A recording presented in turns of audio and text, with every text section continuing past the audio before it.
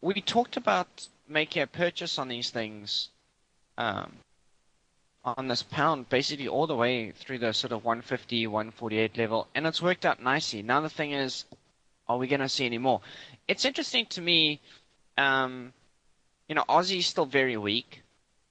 Euro, decently weak. I mean, a pretty good retracement. You had a better part of 900 pips. Pound, the strongest. But remember our little rule of thumb cycle here. Okay? And it's worth mentioning again. Now, all of these are generic rules, right? I mean, things change, things fluctuate within the context of these, but these are the very generic sort of rule of thumb here, all right? And we'll put Asia over here. This is our fundamental flowchart, all right? So there's an old saying, when the US gets, the US gets flu, the rest of the world gets pneumonia or something. I mean, whatever. But the bottom line is there's an element of truth to that, because when the US gets better, then as a knock-on, the rest of the world will get better. And as a rule, when the US economy goes down, then the rest of the world will follow as a knock-on. All right? And typically it sort of flows this way. All right, it's the knock-on. So US economy in this case gets a little bit better, then the pound follows, spills over into Europe, Europe into Asia, and back to the US. All right, and this is how the cycle goes. And remember, we're not necessarily even trading the status quo of interest rates, are we?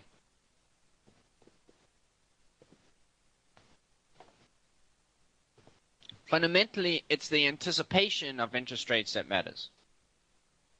So, is there necessarily an anticipation of interest rates in the UK, hence the strength in the pound? Not really, but we've kind of traded the anticipation of interest rates in the US, haven't we? We have. I mean, that's what took us down to 145 on the pound and 105 on the euro. Yes, it was a combination of European weakness, but principally more in anticipation of US health. All right, so we've kind of traded the stretch. We've kind of traded the stretch, and I'll argue now that we're sort of trading a blurred version of this. All right, so the fourth in line is this guy, and there's lots of questions about the euro here, namely Greece. Incidentally, why is Greece even important? We're talking about a few billion pounds. I mean, a few billion euro. In the context of things, is that a lot of money? No. But why is it significant? Because it's a microcosm of a decision. It's a precedent. That's the problem. Right? Because it's one thing managing Greece and its little, what's it, $15 billion or something. It's nothing. Right? I mean, the US prints that kind of money on, in any given Wednesday. No problem. We'll just crank that out. Incidentally, did you guys see Goldman Sachs is now one of their principal businesses? They've moved over into private lending. What a brilliant business model. Get money from the Fed for 0.25% and then loan it to the man in the street at 4%. And if he defaults, no problem. You just go back to the Fed window and get more. Brilliant.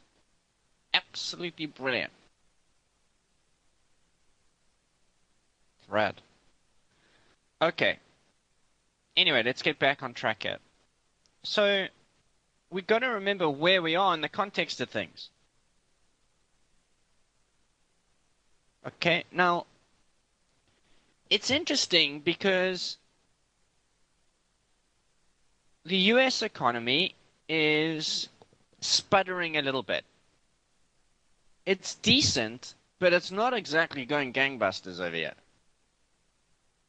All right, we'll see 2 good months of non-farm payroll, and then they'll drop, oh, you made 110,000 jobs, 130,000 jobs. You've got to remember that with childbirth and immigration in the States, it takes 124,000 jobs a month to maintain break-even employment. So if non-farm payrolls comes out at 130,000, you've actually status quo'd. It's not really a verb necessarily, but you've maintained the status quo of employment for that month.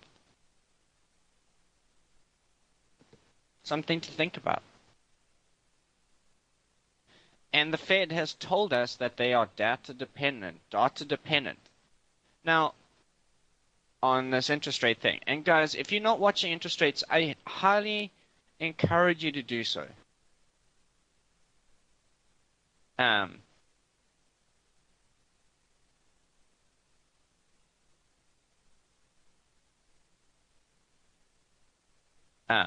I highly encourage you to do so because it will help your trading. It'll just give you that extra little nudge that you need, I feel.